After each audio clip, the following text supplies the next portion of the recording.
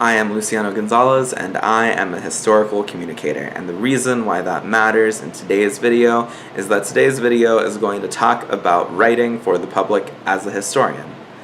I run a blog named Sin God, where I talk about different aspects of history in addition to talking about atheism and religion in Latin America and in the US. And as a historian, a lot of my writing is writing that could be classified as for the public, since I write a blog. I'm not an academic historian. I would like to write more academic works. I'd like to do original research, but that requires a career in history and that requires resources, neither of which I have. So I'm limited in that sense.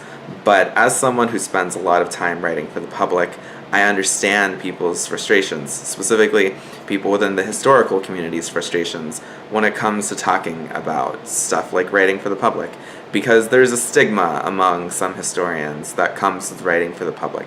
Historians are rightfully worried that if they write for the public, then other critics, oftentimes people who are going to criticize them no matter what they did, we're going to try and undermine the validity of their work. They're going to try and imply that they aren't serious historians. They're going to try and imply that their scholarship has less value because it's been not necessarily dumbed down, but made presentable for non-historians, made understandable for non-historians, people who are not familiar with historical research and historical methodology.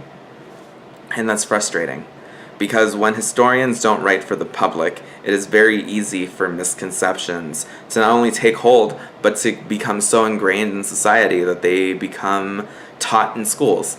And an example of this could be the idea about who believed the earth was flat in the so-called Dark Ages of Europe.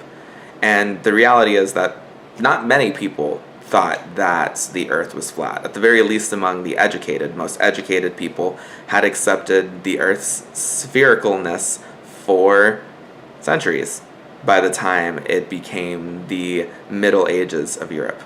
That was fairly common knowledge among scholars and studied people.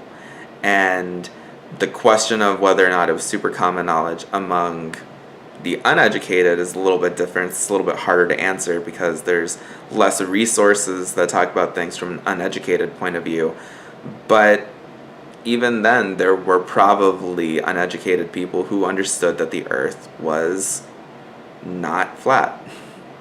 It's a common misconception, and it's a misconception that's been around for not quite centuries, but for well over a century at this point, almost 2 centuries now. About a century and a half, actually. And it's become so popular that I learned about it as a student. There are real consequences to when historians aren't involved in public discourse about history. And it's time that historians become more active in the public. And I understand that that's difficult for people who don't have that kind of writing style, for people who don't have that sort of presentation style, but it's still necessary. It's still important that historians become renewed and become ready to engage in the public. And that's something that I, as a historical communicator, really like doing. I absolutely love engaging the public. I absolutely love having conversations with people about the past and about history.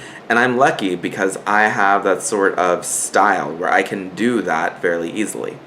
And I can do it without getting nervous, which is a gift, and I'm lucky.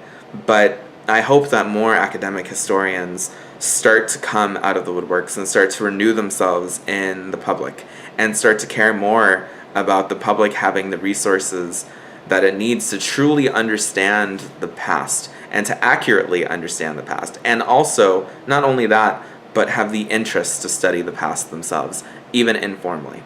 As a historical communicator, that's one of my ultimate hopes, that I and other historical communicators and other historians who aren't historical communicators can engage the public in such a way that not only do they learn more about history, but also that they want to study history themselves, even informally, even if they can't go to school for it, even if they aren't trained historians, but that they want to have the same passion for the past that I do, and the same passion for teaching people that other historical educators and historical communicators do. I hope that you guys that you enjoy watching this video. I'm going to be putting some resources in the description that talk about the idea of the flat earth believer, and I hope that you guys check them out. I'll also be putting an article that I wrote which talked about the conversation that some historians had about writing for the public. I would love for you guys to check them out and for you guys to like, comment, and subscribe. I hope that you have a great day.